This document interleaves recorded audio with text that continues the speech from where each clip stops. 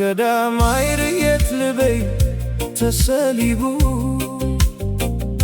ከም ፀሓይ ነጎ ሕይወተይ ተኸይሩ ሰሓቕኪ ሰምያ ኩሉ ሓዘነይ ጠፊኡ ኣብ መንጎ ህልውናይ ስምኪ ተፃሒፉ ክንደይ ለይቲ ስለኺ ተሓሲበ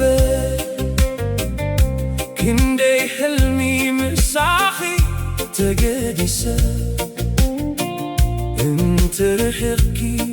እውን ኣብ ጥቓይ ኣለኺ ኣብ ልበይ ዝነብር ፍቕሪ ንስኺ ኣዒንተይ ኣብ ኣዒንትኺ ልበይ ኣብ ልብኺ ክሳብ መወዳእታ ዘመን ኣይፍለየክን እየ ኣብ ጸልማት ብርሃነይ ኣብ ሓዘን ሓጎሰይ ኣነ ንስኺ ንዘለዓለም ሓደ ልቢ ኢና ንፋስ ክነፍስን ተጀሚሩ ስምኪ እዩ ዝዝምር ኮኸብ ለይቲ ክበር ምስልኺ እዩ ዘርኢ ቃላትኪ መዝሙር ኮይኑ ኣብ ልበይ ይድረብ ሰሓቕኪ ከማይ ትሩይ ንኹሉ ድኻመይ ይሕተብ ኣዒንተይ ኣብ ኣዒንትኺ ልበይ ኣብ ልብኺ ክሳብ መወዳእታ ዘመን ኣይፍለየክን እየ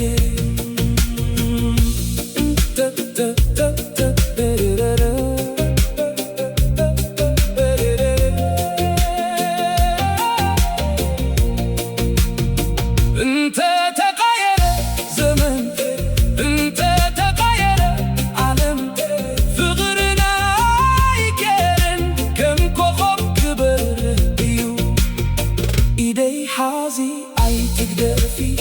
ልበይ ስምዒ ኣይትርሓኺ ኣብ ጎደና ሕይወት ብሓደ ክንጓዓዚና ንስኺ ህያብ ናይ ሕይወተይ ጽባቐ ናይ መዓልተይ ከም ወርቂ ኣይኮንክን ልዕሊ ወርቂ ኢኺ ኣብ ሕልምታተይ ትመቲ ኣብ ሓሳባተይ ትነብሪ ኩሉ ዝደለኽዎ ኣባኺ ረኺበ ፍቕረይ ንዘለዓለም ኢኺ ኣዒንተይ ኣብ ኣዒንትኺ ልበይ ኣብ ልብኺ ክሳብ መወዳእታ ዘመን ኣይፍለየክን እየ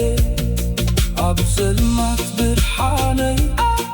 ኣብ ሓዘን ሓጎሰይ ኣነ ንስኺ ንዘለዓለም ሓደ ልቢ ኢና ፍቕረይ ንዘለዓለም ኣብ ልበይ ንዘለዓለም ንስኺ ሕልመይ